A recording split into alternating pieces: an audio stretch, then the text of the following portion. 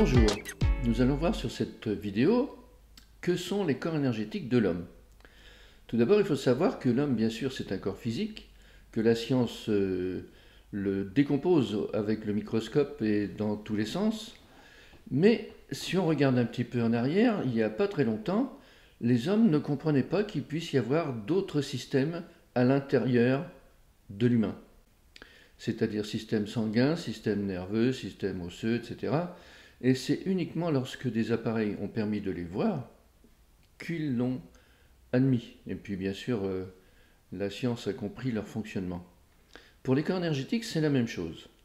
En cryothérapie et avec le clair ressenti, nous concevons bien les corps énergétiques, mais ils ne seront admis que lorsque des caméras, des appareils sont inventés pour pouvoir les distinguer, puisqu'ils sont chacun sur une fréquence et ils sont interconnectés les uns dans les autres et on ne peut les voir que si on se met sur cette fréquence. Et dans chaque corps, il peut y avoir des blocages, des accumulations, des mémoires et aussi des parasites, c'est-à-dire des esprits des maladies qui ne se voient pas au microscope mais qui se nourrissent des énergies de l'homme et qui créent des maladies. Le premier corps énergétique, au-delà du physique, est le corps éthérique. Le corps éthérique, c'est un corps d'énergie qui fait fonctionner le physique et que l'on peut voir avec certains appareils de couleur bleue, tels que l'effet Kirlian. Eh bien, c'est cette masse d'énergie éthérique que l'on perçoit autour des parties physiques. D'autres appareils russes aussi perçoivent les masses d'énergie, mais pas exactement le contour de la personne, puisque le corps éthérique fait le contour de la personne. Il énergise le physique, mais il dépasse un peu comme un œuf et il fait le contour de la personne. Donc le premier corps, c'est le corps éthérique qui énergise le physique, en quelque sorte. En second lieu, nous avons le corps émotif. Le corps émotif, donc c'est les émotions de l'homme que l'on ne voit pas sous un microscope, mais qui s'accumulent aussi, c'est-à-dire que il y a des zones mémoire, en quelque sorte, que nous verrons sur une autre vidéo, qui stockent les émotions négatives, comme les émotions positives, mais le problème du stockage des émotions négatives, c'est qu'elles constituent une faiblesse par rapport au corps physique, dans la mesure où les corps sont imbriqués les uns dans les autres. Ils ne sont pas en dehors, l'ensemble du corps émotif est à l'intérieur du corps physique.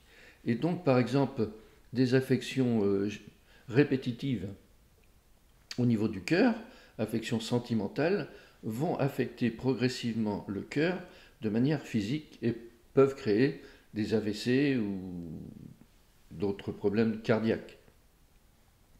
Ensuite, nous avons le corps mental. Le corps mental aussi est imbriqué dans le physique. Il est de couleur bleutée. Il régit tout notre mental, toutes nos réflexions, etc. Avec lui aussi des zones de mémoire, des zones qui peuvent bloquer, il peut y avoir des contrats, il peut y avoir des parasites spécifiques, etc. Ensuite, nous avons un corps dit corps causal qui, lui, est constitué des réflexes conditionnés. Les réflexes conditionnés, quand vous faites du vélo un petit peu, eh bien, ça s'enregistre et vous savez faire du vélo sans réfléchir. Eh bien, ça, c'est un réflexe conditionné.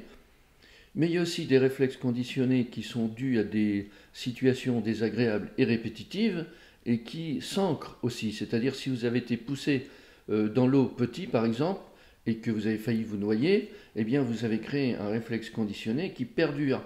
Et dès que vous voyez l'eau, la peur revient. Tous ces réflexes, positifs ou négatifs, sont dans le corps causal. Ensuite, nous avons un corps spirituel. Un corps spirituel qui n'est pas un corps bouddhique ni un corps christique, parce que souvent, c'est ce qu'on lit sur des explications. Ceux qui disent ça, c'est qu'ils ont répété ce qu'ils ont entendu ailleurs, mais c'est un corps spirituel, un corps de l'esprit, de conviction, de religion, mais il n'y a pas 50 religions. Du moins, il peut y avoir 50 religions, mais il n'y a qu'une spiritualité. Et chacun a évidemment en premier lieu celle qu'il a acquis lors de sa naissance et de sa famille, mais on peut avoir une spiritualité différente parce que la spiritualité est universelle et n'est pas propre à une race, une religion spécifique, etc.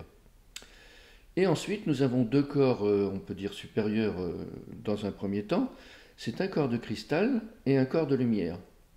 Le corps de cristal est un corps de réception de ce que l'on ressent autour, et le corps de lumière est un corps d'émission. Quand on dit par exemple que quelqu'un a du charisme ou qu'il dégage une aura, eh bien c'est cette lumière qui est dégagée par la personne. Tous ces corps évidemment se nettoient, et puisqu'ils accumulent au cours de la vie des problèmes, et puis aussi certains parasites, comme vous verrez, tous ces corps se nettoient pour être en bonne santé.